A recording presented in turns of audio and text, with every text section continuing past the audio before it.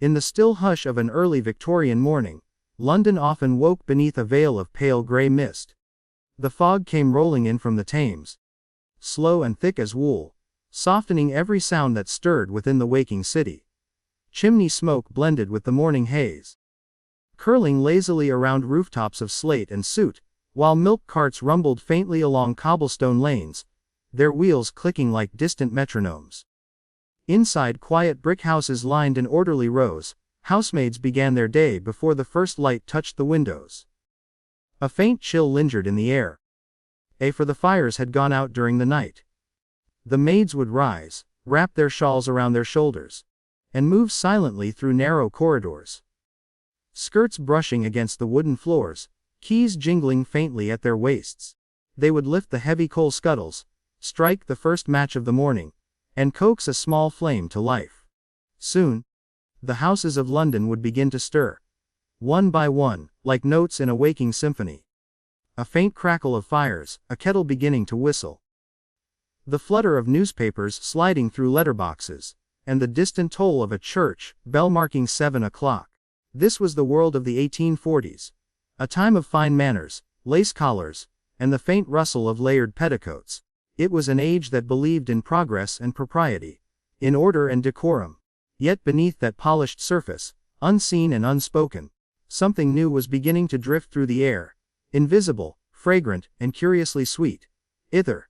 It began quietly, as most curious habits do, in hospitals and medical lectures, where physicians demonstrated its power to dull pain and hush the nerves. Gentlemen of science, dressed in long coats and polished boots, spoke with wonder about this strange vapor that could make one feel nothing at all. The newspapers described it as the modern miracle, a discovery that might end the suffering of surgery forever. But in parlors far from the wards, the story of ether took on another shape, softer, more indulgent, more intimate. Among the polished silver teapots and embroidered cushions of high society, ether became a whisper. A faint rumor passed between gloved hands and curious eyes. It was said to bring a calm unlike any other, to make the world shimmer just slightly, to slow time until the firelight itself seemed to dance a little more gently on the walls. In a tall house off Grosvenor Square, the Lady Evelyn Chatteris began her morning as she always did, with quiet rituals and slow attention to detail. The curtains were drawn back by her maid, revealing a London sky the color of pewter. She sat at her vanity table, its surface crowded with small bottles, brushes, and jars of powder. The mirror caught her reflection in the soft morning light, calm, pale, and composed. Her breakfast tray arrived, a cup of chocolate thickened with cream, a slice of buttered toast, and a small porcelain dish of preserved peaches. As she ate, she glanced through a letter from her sister in Bath, full of talk about garden parties and the latest bonnets from Paris. Life in such circles moved with predictable grace. Mornings were for correspondence and reading, afternoons for visits or shopping along Bond Street, evenings for dinners and recitals, where candlelight shimmered on silk gowns and crystal glass. Yet beneath the poise and conversation, many ladies felt the quiet ache of boredom, the still weight of lives so carefully arranged that even emotion seemed indecorous. And so, when talk of ether began to circulate, first as a novelty, then as a diversion, curiosity bloomed like ivy on old stone. Ether was not taken in a vulgar way. Oh no, it was approached delicately, in silver flasks or small crystal bottles, often perfumed or mixed with scented spirits. Ladies might keep it beside their vinaigrettes, using it as one might a restorative.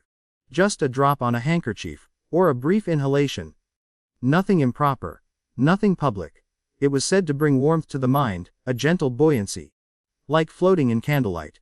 It quieted the nerves, eased the heart, softened the sharp edges of thought. In those early days, no one thought of danger. Ether seemed almost spiritual, a whisper of heaven captured in a bottle. Meanwhile, in the drawing rooms of the city, the talk of ether mingled with the soft sounds of the everyday. The ticking of long-case clocks, the soft plink of teaspoons against porcelain, the hum of conversation about fashion, travel, and the weather. Outside, the world carried on with its ordinary rhythm. Coal smoke drifted upward from chimneys, Hansom cabs clattered along the streets, and flower sellers called out in the fog. The scent of bread baking at the corner shop mixed with the sharper smell of iron from passing horseshoes. It was an age of industry, of suit and silk, of invention and etiquette. And amid all this, either seemed like a private dream, a momentary escape from the weight of civility. In the evenings, after dinner, when the lamps were lit, and the air filled with the faint hum of conversation, a few daring souls might suggest. Whiff. Quietly, discreetly behind the safety of drawn curtains, a few drops on a folded cloth, a deep breath, a pause, and then, that peculiar feeling, as if one had stepped lightly out of one's body, as though the room had grown distant and soft, edged. The laughter around the fire now echoing from a lovely faraway place. The ladies would giggle softly, cover their mouths, and whisper that it felt like fainting without the fear of falling. Gentlemen, curious and slightly scandalized, might join in, pretending indifference, though secretly fascinated by the sensation. Outside, carriages rattled over the stones. Inside, the air shimmered faintly, a momentary spell cast in perfumed air. By day's end, the city quieted once more. The lamplighters passed along the streets, touching flame to wick beneath glass globes. Windows glowed golden in the dusk. Street musicians packed away their instruments. The Thames lapped softly against the embankment walls. In their homes, the people of London retired to their chambers. Boots were removed, corsets unfastened, wigs brushed and stored upon their stands. A faint smell of lavender and starch hung in the air. The maids turned down the lamps. The clocks ticked quietly, and the last fires sank to embers. Above the rooftops, the fog lingered, still and low, wrapping the city in silence. Somewhere, in a grand house, a small glass vial stood upon a bedside table. Inside, the last drops of ether caught the light from a dying candle. Lady Evelyn reached for it, her fingers pale and graceful, and breathed in softly. One more whisper before sleep. The air turned cool and sweet. The world seemed to drift backward like a slow tide, and soon, she too was still. The night passed softly, without incident. In the early hours, the city rested in its heavy slumber. Horses shifted in their stables, clocks marked the hours, and the moon hung like a pearl over the quiet roofs. When morning returned, gray and pale once more, the city would wake again. Servants to their tasks, merchants to their shops, and the gentlefolk to their tea and letters. And somewhere, faintly, the sweet scent of ether would still linger in the folds of velvet curtains. A delicate ghost of the night before. The whisper of ether. As the 19th century unfolded, the heartbeat of London grew steady and industrious. The clang of hammers, the hiss of steam, and the clatter of carriage wheels filled the days with rhythm, yet within many fine drawing rooms, life followed a gentler pattern. The people of rank and refinement lived according to habit, every hour shaped by routine, every gesture measured with grace. To rise late was considered indolent, to eat hastily, unrefined. A morning in high society began slowly, with tea, correspondence, and quiet domestic order. Gentlemen read the Times, its pages neatly folded by a valet, while ladies sat by the window, their embroidery hoops resting lightly in their laps. The scent of coal smoke drifted faintly through the curtains, a mingling with the sweeter aroma of beeswax polish and rosewater soap. In many homes, the day unfolded beneath the low murmur of servants, moving efficiently below stairs. Coal fires were stoked, breakfast trays arranged, boots brushed to a high shine. The air was filled with small sounds, the rhythmic clinking of china, the sweep of bristles on fabric, the occasional echo of a bell summoning a maid. It was in this tranquil rhythm that new habits quietly took root. The Victorian household prized respectability above all else, and yet, behind the polished manners, subtle vices often found refuge, not in open scandal, but in secrecy cloaked with ritual. A new sensation, the introduction of ether into polite society, was not sudden. It crept gently through the corridors of medicine, fashion, and curiosity. Originally used by surgeons and chemists, ether was praised for its capacity to ease pain and calm the body. Physicians spoke of it with enthusiasm, describing its remarkable ability to suspend consciousness without lasting harm. By the mid-1840s, accounts of its use in America had reached England. Scientific societies held demonstrations, where physicians in formal coats would invite spectators to observe patients, falling into what appeared to be a serene and harmless sleep. The audience, scholars, clergymen, and ladies in feathered bonnets, would murmur with admiration. Pain, it seemed, could be subdued by a vapor. But the curious nature of ether, its faintly sweet scent, its swift and weightless effect on the mind, intrigued more than the scientific community. In a society captivated by novelty, it was only a matter of time before ether's reputation escaped the confines of the hospital. Small apothecaries began to offer it in discreet quantities. A few physicians, perhaps indulgent or inattentive, allowed their wealthier patients to keep a bottle at home, for nerves. From there, it passed quietly into private hands. Respectable, unremarked upon and legal. In parlors and salons, ether was spoken of in whispers, as something curious and slightly daring, yet not improper. Many considered it no more questionable than smelling salts or laudanum, both of which were already common in polite households. A day in Victorian calm. To understand how easily ether found its place, one must picture the rhythm of Victorian domestic life. Late in the morning, the drawing rooms of London filled with daylight filtered through lace curtains. Tables were laid with neatly folded periodicals, silver snuff boxes, and vases of lilies. The polished mahogany gleamed faintly beneath the glow of morning fires. The ladies of the house might receive visitors, each arrival marked by the soft knock of a footman, and the rustle of skirts in the hall. Conversations were low and measured. The weather, a concert, the latest portrait exhibited at the Royal Academy.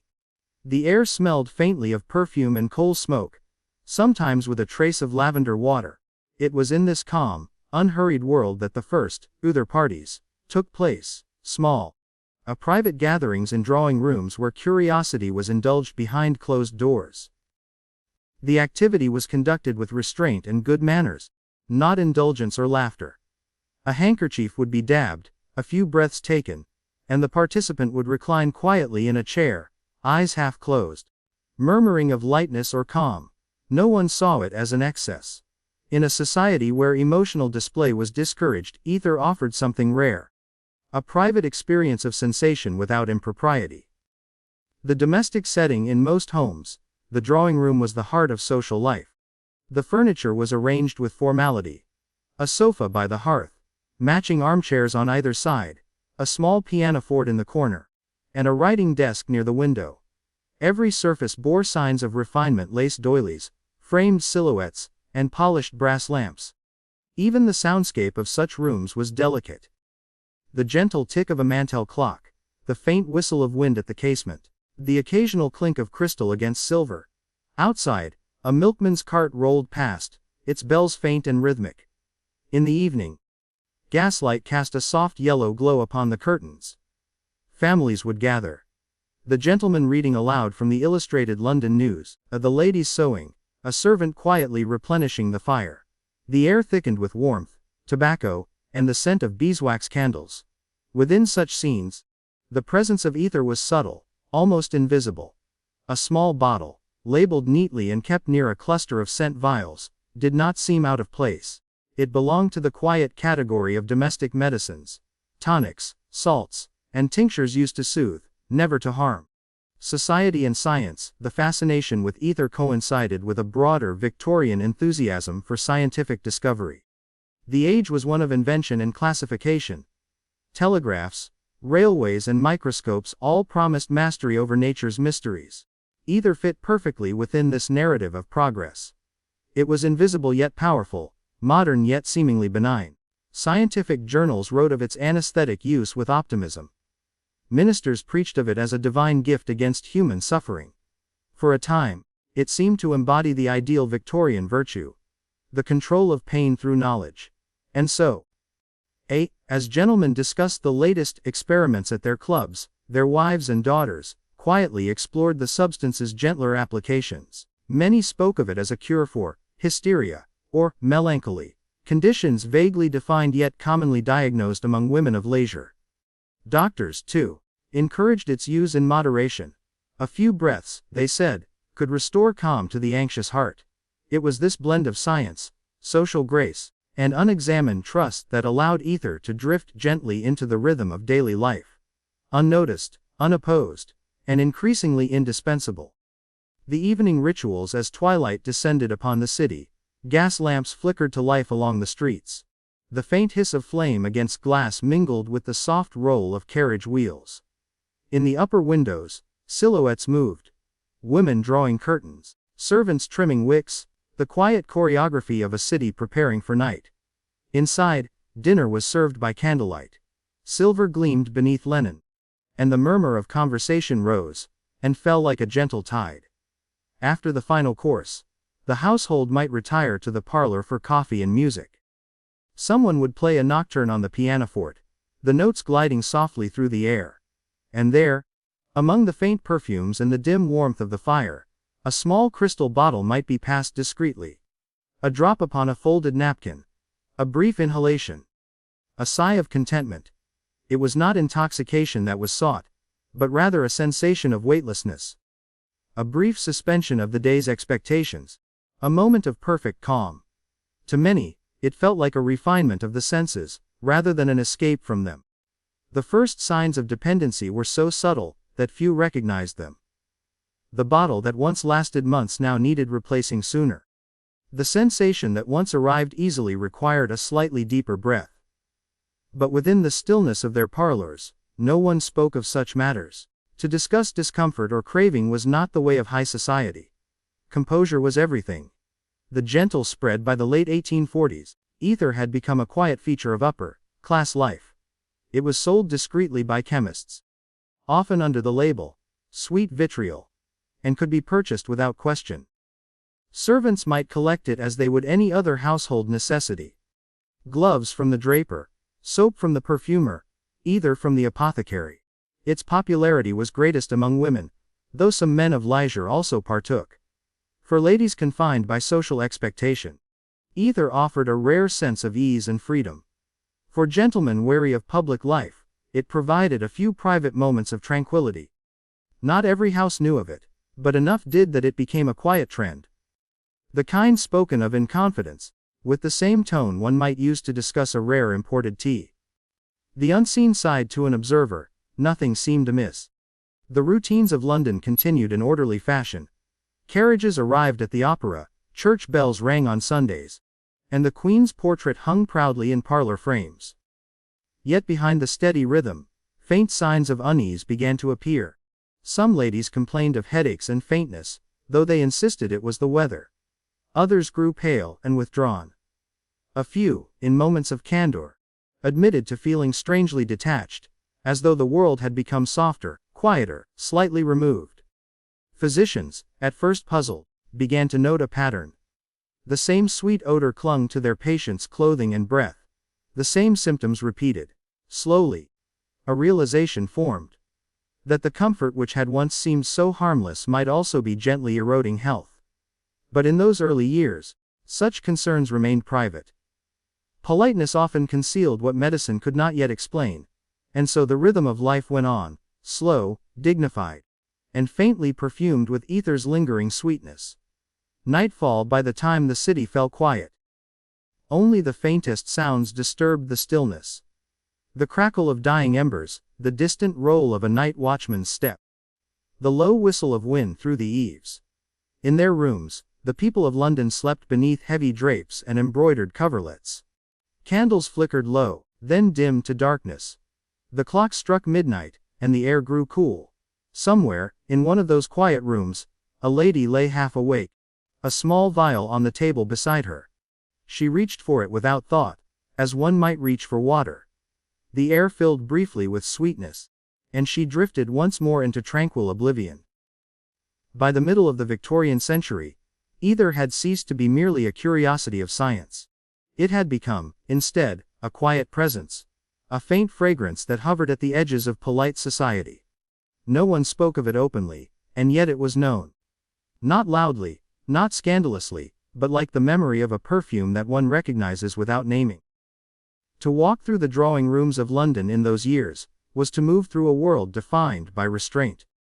Voices were low, laughter was soft, and gestures were measured. The rules of behavior were precise, invisible, and absolute.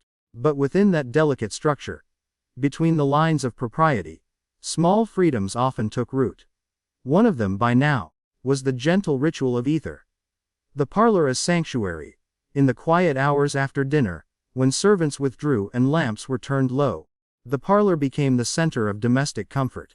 Its air carried the scent of polished mahogany, lamp oil, and faint perfume. The fire burned evenly, throwing gold upon the brass and glass. A clock ticked steadily upon the mantel. The entire room seemed to breathe in rhythm. Here, conversation followed its familiar path. The theater, the weather, the Queen's latest engagement. But now and then, when the household was calm and the guests well chosen, another subject arose. The new, soothing vapor that promised gentle relief to the overwrought nerves of polite life. No one called it addiction, for the word was harsh and foreign to that refined circle. It was simply a comfort, a delicate indulgence, like fine Madeira or Turkish tobacco, suitable in moderation, graceful in habit. A lady's routine. Lady Evelyn Chatteris, like many women of her class, maintained her days with quiet precision. Her mornings belonged to correspondence and household management, her afternoons, to visits and charity calls, her evenings, to companionship. It was in those hours after supper, when the house grew still, that her private routine began. The small glass vase rested in a silver tray among bottles of cologne and rosewater. It bore a neat label, either sulphuric, chemist, Jermyn Street. Her maid, accustomed to its presence, neither remarked upon it nor questioned its use. Lady Evelyn would sit near the fire, a book open in her lap, the ticking of the mantel clock marking the quiet hours. A faint ache at her temples, a feeling of fatigue after a day of endless civility. These were reason enough. A few drops upon a folded handkerchief, held briefly to the lips, would bring that light, familiar sensation, warmth rising through the chest, the mind becoming soft and distant, as if the world itself had grown slower and more forgiving.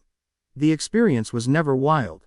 It was calm, orderly, contained, an invisible act within a life defined by control. Drawing room conversations. Visitors, who came to call upon such evenings, found the atmosphere tranquil, even dreamlike. The lamps were shaded, the air slightly sweet. The ladies spoke with unhurried grace, their movements languid. The gentlemen, seated in polished armchairs, smiled with a kind of soft indifference. Conversation touched on philosophy, on poetry, on the gentle absurdities of fashion. Someone might mention the new gaslights being installed in Kensington, or a recent pamphlet on mesmerism. There was curiosity in all things modern, and ether, among them, seemed merely another expression of the age's fascination with progress. The talk, however, never reached confession. Those who partook rarely spoke of it as such. They called it soothing, curious, refreshing. Only in private glances or quiet half-smiles was the truth acknowledged that this mild vapor had become, for many, a cherished companion. The medical veneer. What made ether's acceptance so complete was its disguise as medicine. The Victorians trusted their apothecaries, whose polished counters gleamed with glass jars and brass scales. Behind them, shelves carried powders, tinctures, and syrups labeled in fine handwriting. Camphor, sal volatile, tinct, opium. Among them, either appeared respectable. It was prescribed for fainting, sleeplessness, and the trembling associated with nervous disposition. Physicians spoke of it as safe when used in moderation, and the word, moderation, was one of Victorian society's favorite virtues. Many households kept small medicine chests, their contents inspected weekly by the mistress of the house. Bottles were refilled without question. Ether, with its crisp, medicinal aroma, was considered no more questionable than quinine or laudanum. The difference, of course, lay in how it was used, and how quietly it became woven into the comfort of domestic life. Gentle dependency. In time, the boundaries blurred. A handkerchief dabbed in ether once a week became a nightly habit. The sensation that once felt remarkable became a necessity. The mind's cue for rest. Some noticed small changes, hands trembling slightly when deprived, nights restless without the familiar sweetness. But self-control was the cornerstone of respectability, and no one would admit to losing it. To an outsider, nothing seemed altered. The same measured tones, the same graceful postures, the same civility. Yet beneath the polished exterior, the line between composure and reliance grew thin. The phenomenon passed through drawing rooms and country estates alike. In Bath, it was whispered that certain ladies brought ether flasks on carriage rides for faintness. In Brighton, one chemist was rumored to sell a scented ether, favored by visiting nobility. Even in Ireland and Scotland, the practice appeared. Though there it took on a more public form, with entire gatherings devoted to inhaling ether as a form of merriment. But among the English upper classes, secrecy remained the rule. To indulge quietly was sophistication, to be seen doing so was vulgar. The servants' view downstairs, in the servants' quarters, few spoke of their master's habits. The staff of a Victorian household was trained to discretion.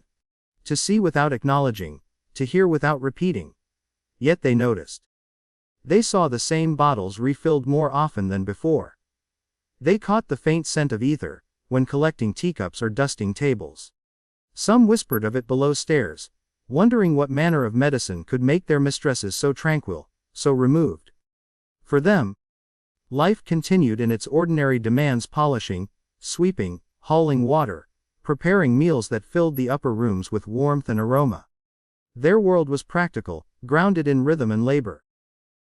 Whatever mysteries the gentry indulged in were distant.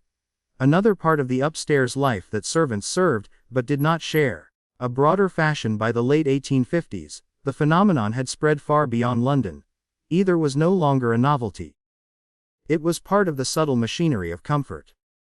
Magazines of the time mentioned it in passing, tucked between advertisements for corsets and tonic water. A few moralists cautioned against chemical indulgence, but such voices were rare. In spa towns and fashionable resorts, its use became almost expected. A lady arriving in Bath or Harrogate might find ether available at her hotel, discreetly offered by the staff along with the mineral waters. A few chemists even prepared scented varieties, rose, violet, and citrus, to suit refined tastes. For those who sought calm in a restless world, it seemed an ideal solution. Life in the upper classes was polished but monotonous, full of rules but empty of spontaneity.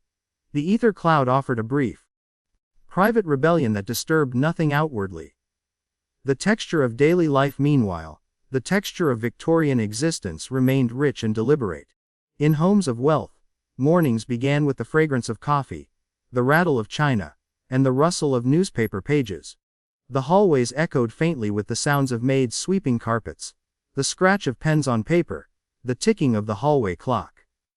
By afternoon, the house filled with light filtered through lace curtains. Servants carried coal to the fireplaces, the scent of iron mingling with polish and soap. Outside, carriage wheels clattered past, and somewhere a street organ played a soft, wandering tune. All of these details, the warmth, the order, the rhythm, formed the background against which ether drifted unnoticed. It was simply one more quiet layer, in a world built on appearances of serenity. Evening society at dusk, when the fog thickened along the streets and lamps glowed like small suns in the mist, society came alive once more. In the great houses of Belgravia and Mayfair, evening gatherings began. Carriages arrived, footmen in livery stood at attention, and guests entered through doors framed by marble pillars and polished brass. Inside, parlors and ballrooms shimmered with candlelight. The air was warm with perfume and conversation. Women in silk gowns, their hair adorned with jewels, fanned themselves lightly while gentlemen bowed and exchanged quiet courtesies. Somewhere, music began. A string quartet, the notes rising softly through the air. And in one corner, perhaps behind a half-drawn curtain, a small circle of ladies shared a faint, knowing glance. Their fans fluttered. Their movements slowed. The air carried a sweetness that did not come from flowers alone. A city wrapped in mist outside. London continued its endless hum. The rattle of wheels, the hiss of gas lamps, the low murmur of voices disappearing into fog. To walk its streets at night was to move through a dream made of shadow and sound. The city seemed both alive and asleep at once. 1,000 chimneys breathing, 1,000 hearts resting behind shuttered windows. And in many of those rooms, unseen and silent, ether drifted once more into the night air. A faint vapor, invisible but persistent. weaving itself into the habits of an age that prized control above all else. By the height of Queen Victoria's reign, the domestic world of England's upper and middle classes had reached a state of near perfection. Ordered, graceful, and profoundly ritualized. Every gesture carried meaning, every object held its proper place. A lady's day was as finely structured as the gears of a clock. The house itself, with its tall windows and measured proportions, reflected her sense of discipline. There were rooms for everything. Morning rooms for letters, drawing rooms for visits, dining rooms for ceremony, and chambers for rest. Each space bore its own scent, the wax and polish of furniture, the lavender of linens, the faint coal smoke that drifted in from the fires. Into this world of refined quiet, ether slipped like perfume, invisible, acceptable, and strangely comforting. Morning routines. The mornings of Victorian ladies began early but unhurriedly. At 8 or 9, the maid entered with the breakfast tray. Tea or chocolate, thin slices of toast, perhaps a poached egg or small dish of fruit.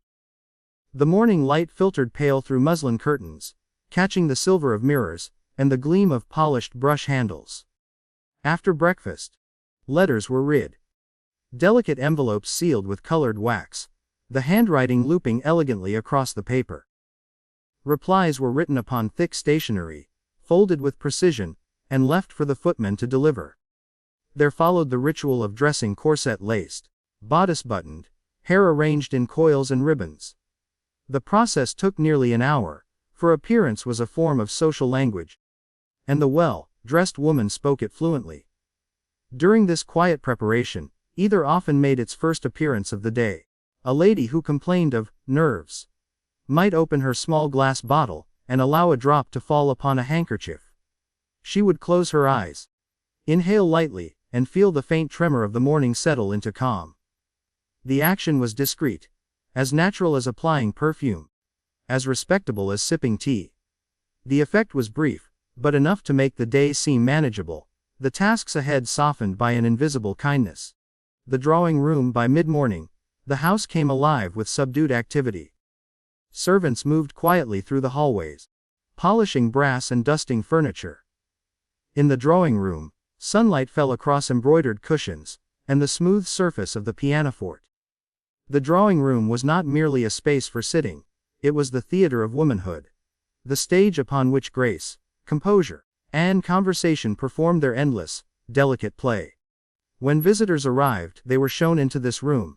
Gloves were removed, fans folded, and polite conversation began, of weather, charity bazaars, or the latest feuilleton in the Morning Chronicle. No one ever raised their voice, laughter was gentle and brief. Each movement seemed slowed by etiquette, each word polished by habit, and, perhaps unnoticed by newcomers, a faint scent sometimes hung in the air, sweet, clean, not unlike the floral notes of eau de cologne, but with a curious edge. It was ether, lingering after its use.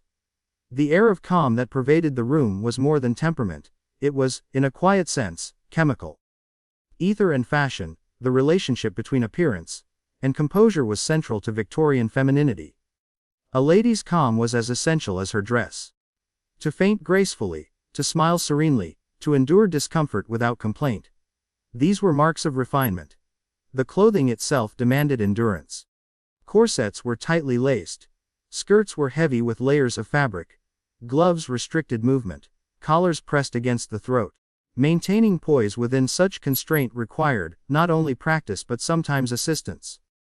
A few breaths of ether, therefore, seemed a blessing. It quieted the small complaints of the body. The fluttering pulse, the anxious breath. It gave an illusion of lightness, beneath the weight of brocade and silk. Some modesties.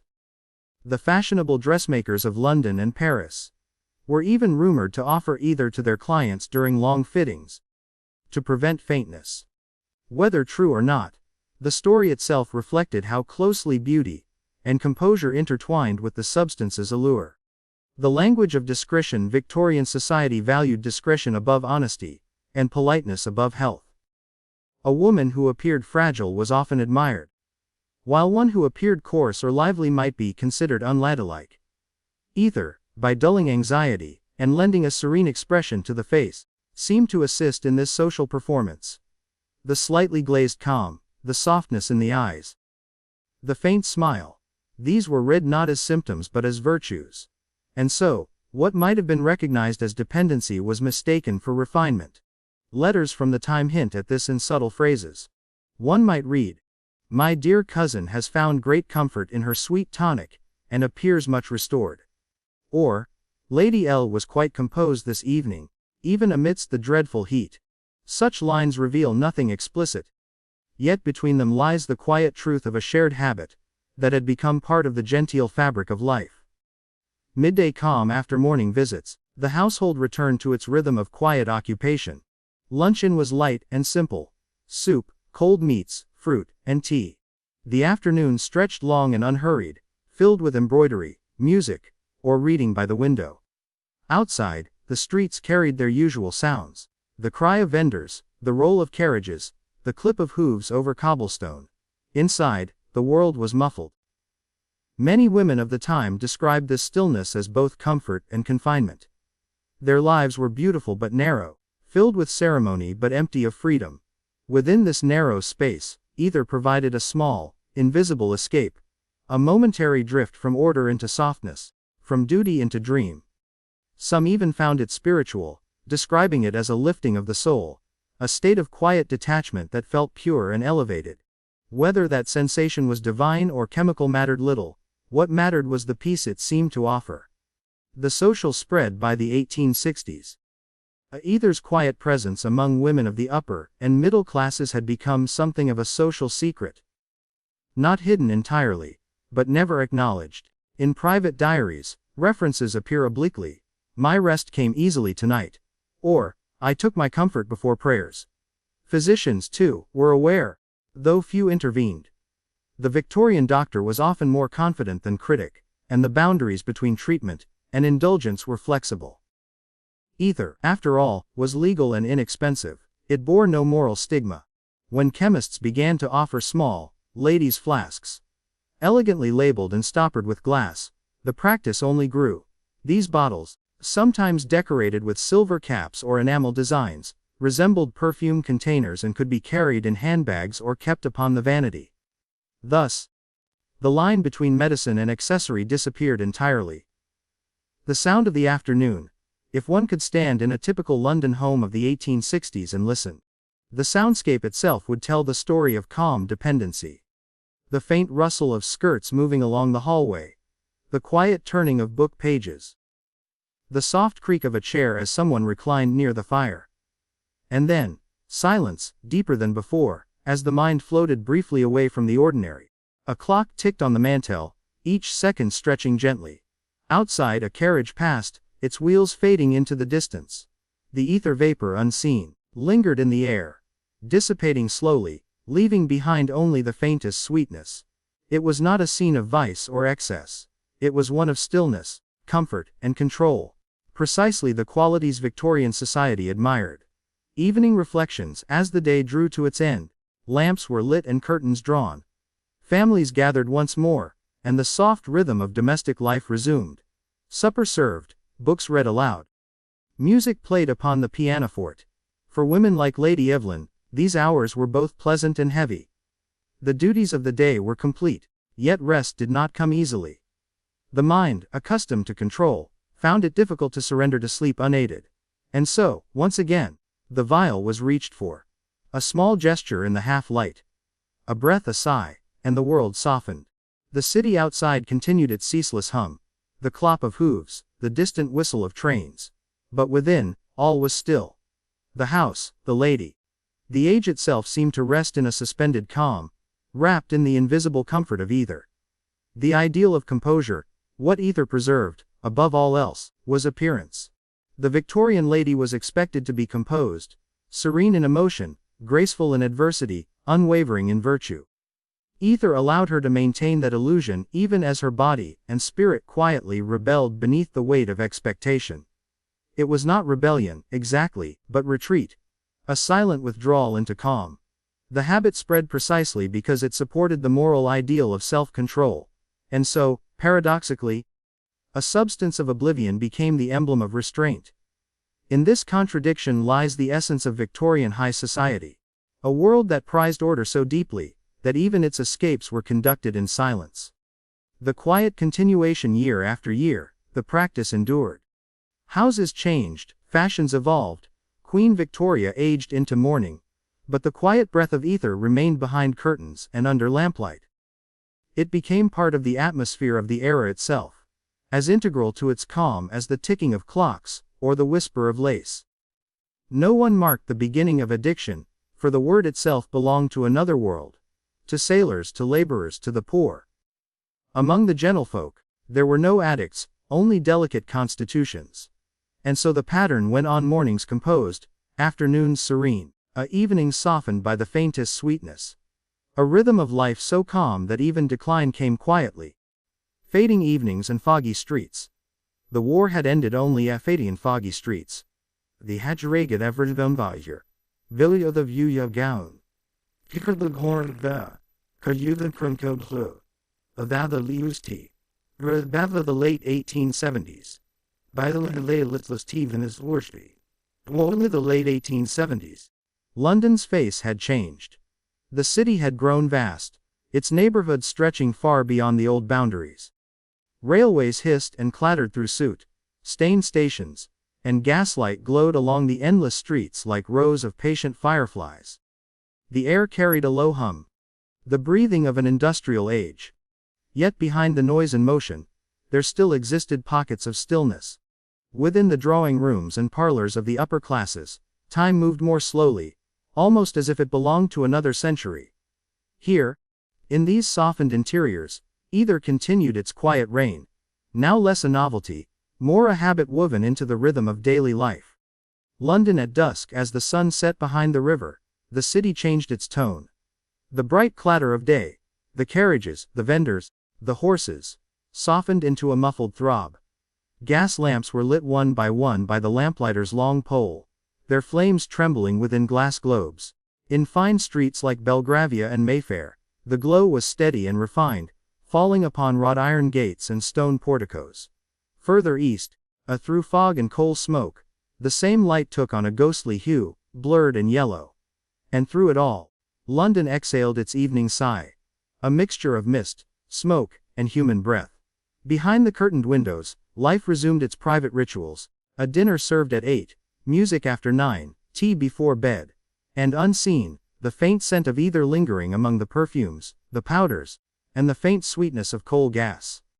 The servants' quiet observations below stairs. Servants often noticed more than their masters imagined. The housemaid, dusting the drawing room, might find a small cut glass vial half hidden beneath a cushion. The lady's maid, preparing her mistress for an outing, might see the brief distant look that came after a discreet inhalation. They said little.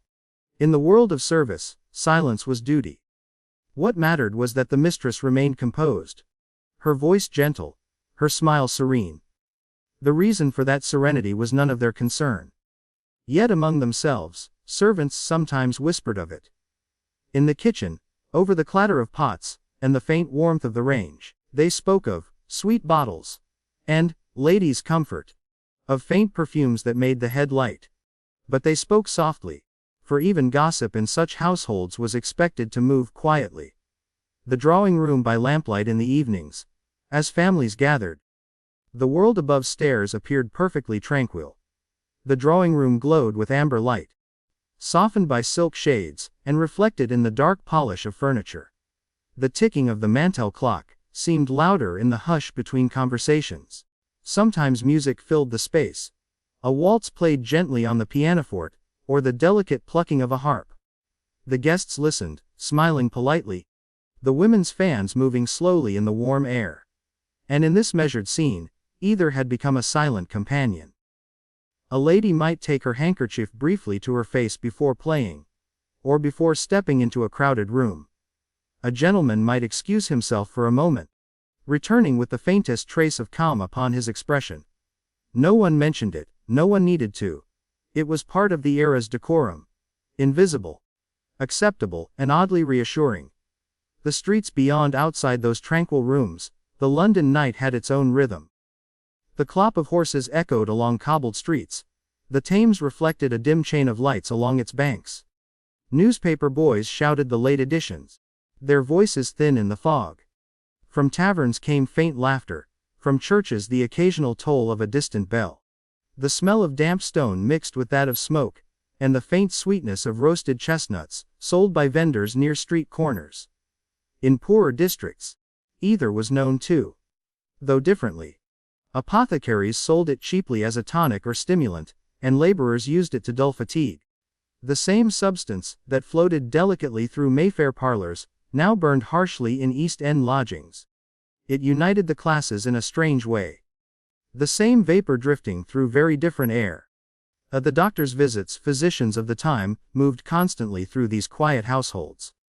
Dignified men in dark coats, their black bags polished and heavy with glass bottles. They visited for ailments of the nerves, fainting fits, or hysteria.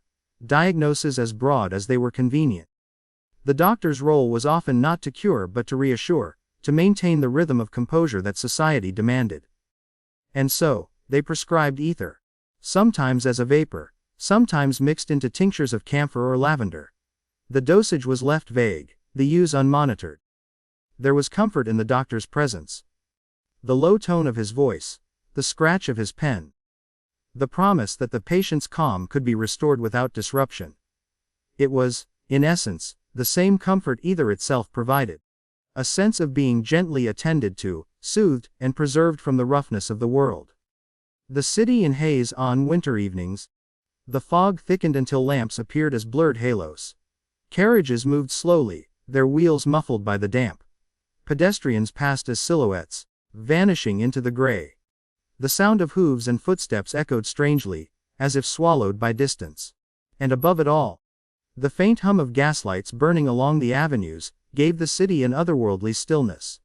In these moments, ether seemed almost a reflection of London itself, both beautiful and unreal, both comforting and detached. The haze outside mirrored the haze within. The private toll, yet beneath this quiet beauty lay a subtle decay. Not of morality or society, but of vitality. Ether dulled not only pain but feeling. It smoothed the edges of thought and softened memory. Over time, those who used it often found the world less vivid, less necessary. Letters became shorter, visits fewer, emotions quieter. The same calm that once seemed elegant began to resemble absence. Families noticed, but gently, for Victorian politeness extended even to sorrow. A husband might remark that his wife seemed a little withdrawn. A friend might say she had grown delicate in spirits. No one named the cause. Naming was impolite. And so, in the parlors and drawing rooms of the elite, a kind of collective quietness settled. Not the peace of contentment, but the hush of gentle decline. The evening meal dinner remained the ceremony of the day.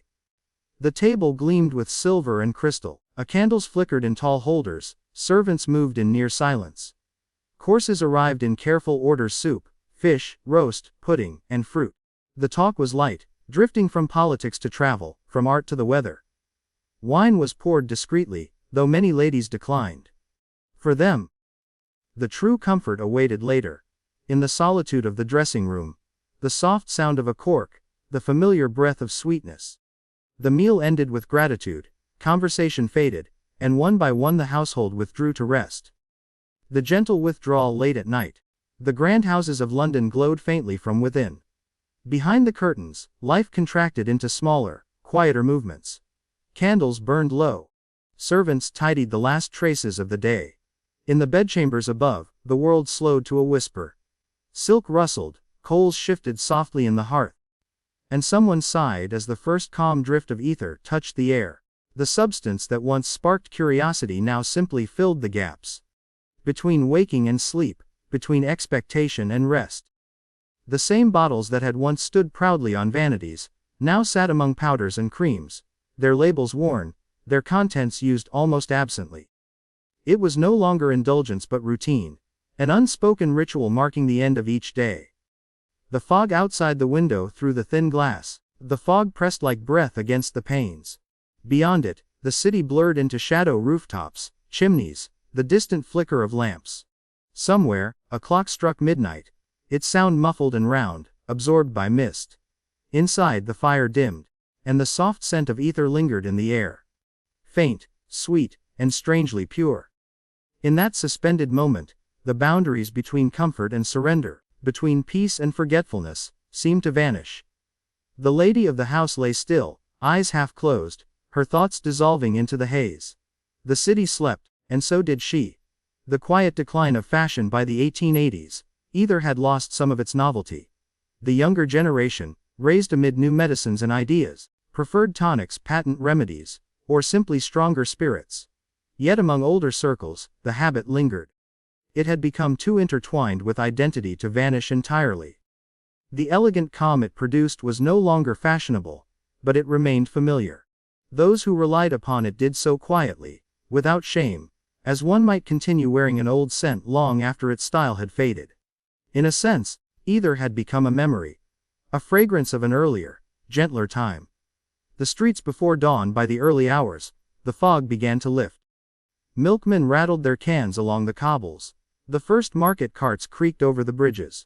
Lamps were extinguished, windows open, and the faint light of dawn touched the wet stones. The city stirred once more, unaware of the silent battles fought behind lace curtains and velvet drapes.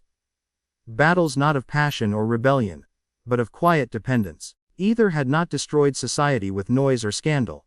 It had simply softened it, gently, invisibly, until the sharp edges of emotion, ambition, and vitality wore down into stillness. The shape of silence in the end. The story of either in Victorian high society is not one of ruin, but of quiet fading. It left no riots, no great tragedies. It left only calmness, too much calmness, like the fading echo of a bell. As London moved toward the electric age, the gaslights dimmed for the last time. The ether bottles grew dusty on forgotten shelves. And the people who once relied upon them slipped, peacefully, into history. As the 19th century drew toward its end, the world began to change in ways that even the quietest drawing room could not ignore. Electricity hummed faintly in a few daring homes. Trams clicked through the streets where once only horses had passed. The air smelled not only of coal smoke, but of something new, metal, oil, progress. Yet within the older neighborhoods, among houses built of stone and memory, the rhythms of the past lingered a little longer. Here, people still read by lamplight. They still trusted the comforting hiss of gas. And in the bedrooms where heavy curtains kept the world at bay, the faint sweetness of ether still drifted like a ghost. The changing light in the early evenings, when the sky deepened into indigo and the lamplighters made their rounds, the world glowed softly. One by one, windows brightened. Small squares of amber warmth against the gray. Inside, families gathered around their tables, just as they always had. Fathers opened the evening paper, its pages whispering faintly as they turned. Mothers poured tea from silver pots that had been polished by generations of careful hands. Children played upon patterned rugs, until the sound of the clock reminded them it was time to sleep. Life remained ordinary, tender in its repetition, serene in its slowness. And though science had begun to pull the world forward, within these homes time still felt circular. A gentle loop of mornings, meals, letters, and rest. Fading habits for many, ether was no longer a necessity. Doctors had begun to discourage its use, calling it a relic of the old remedies. Chemists offered new tonics. Safer, more modern, less likely to cloud the mind. But habits formed in silence do not vanish in noise. And so, even as the century aged, some continued to reach for the familiar bottle in moments of weariness. For them, ether was not indulgence but comfort. A scent of gentler days, of candlelight and composure. It was tied to memories of youth, of music, of evenings when the firelight danced upon wallpaper patterned with roses. The younger generation, watching, did not always understand. To them, the older world seemed too still, too proper, too confined. They preferred light that did not flicker, energy that did not sleep. And so, one generation drifted toward modernity, while the other lingered in the hush of its own twilight. The last parlors by the 1890s, the grand parlors of high society, had begun to empty. Many families moved to newer houses, brighter, simpler, without the heavy draperies and dark furniture of their parents' time. Those that remained seemed like museums of calm, filled with portraits of serene ancestors, and shelves of forgotten vials. If one entered such a room near dusk, the air felt almost suspended. The curtains filtered the light into pale gold. The ticking of the clock seemed louder than time itself. Here, either bottles still stood upon dressing tables. Some empty, some half full, all undisturbed. They no longer belonged to fashion or medicine. They belonged to memory. The smell, faint and clean, lingered in the wood of the drawers, the folds of fabric, the very air. It was the scent of composure, of civility, of the peculiar calm that had defined an age. The last users, a few of the older ladies, continued to use ether into their final years, though quietly. They would speak of it as one might speak of a long, lost friend, with fondness and mild embarrassment. It was once the only thing that soothed me, one might say, smiling faintly. A touch of it, before prayers, you know, to steady the nerves. Their daughters, more modern, might nod politely and change the subject. To them, the habit belonged to another world. Like crinolines or horsehair sofas, part of the furniture of the past. But for the women who remembered, it was more than a medicine. It was a thread woven through decades of ritual. Dressing by candlelight, taking tea at 4, writing letters on thick paper, listening to the clock in the evening hush. Each breath of either had been, in its way, a sigh against the weight of perfection. London in the 1890s, the city itself had grown restless. Electric trams clattered through the fog, their sparks flashing in the dusk. The Thames reflected the glow of advertisements that now illuminated the night. Shops stayed open later, people moved faster, conversation grew louder. But beneath this bustle, the spirit of the earlier age still lingered in certain corners. Old houses with ivy on their walls. Quiet streets where lamplight trembled on the pavement. Rooms that smelled faintly of lavender and books. In these pockets of stillness, time seemed reluctant to move forward, and in that hesitation lay the last whispers of the ether age. Invisible, nearly forgotten, yet still present in the rhythm of how people paused, how they spoke softly, how they sought calm in a restless world. The gentle passing in those final Victorian winters, as the century prepared to turn, people began to speak of progress as if it were a new religion. They dreamed of engines, electricity, motion, invention. Yet even as these dreams grew louder, the quieter virtues of the old age, restraint, composure, patience, faded like the last glow of gaslight. Either had not destroyed them, it had mirrored them. It had provided a way to sustain calm in a society that demanded stillness, to soften the ache of lives lived behind perfect manners. When its time passed, it did so without protest. There were no scandals, no moral trials, no public outcry, only the gentle closing of bottles, the slow disappearance of their scent, the fading of one small comfort into history. Night in the old houses. If one could step now into one of those quiet houses at night, say, a house in Bloomsbury or Bath, its last occupant asleep upstairs, the scene would feel timeless. The hallway would smell faintly of wood and dust. The air would be cool, carrying the faint metallic scent of extinguished gas. A grandfather clock would murmur steadily in the corner, marking the slow passage of hours. Upstairs, in a small bedroom hung with pale wallpaper, a woman would sleep beneath a canopy of lace. On her nightstand rests a silver, framed photograph, a book of prayers, and a tiny bottle. Its glass clear, its label worn.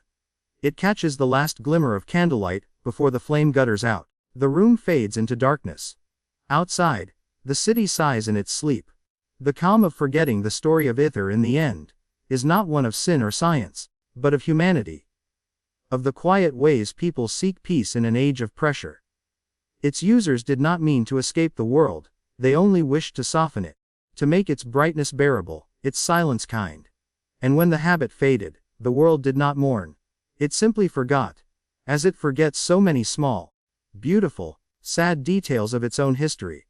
But if one listens closely to the texture of that time, to the rustle of silk, the faint hiss of a lamp, the creak of a floorboard under candlelight, one might still hear the whisper of that calm. The calm of ether. The calm of the Victorian evening. The calm of a world that valued stillness above all else. Drifting to rest, and so the century closed. Not with noise, but with hush. The gaslights dimmed. The horses grew quiet, and the people of that age, wrapped in their quilts and heavy draperies, drifted gently into dreams. Some dreamed of gardens and summer air. Some dreamed of the sea. And some dreamed of nothing at all.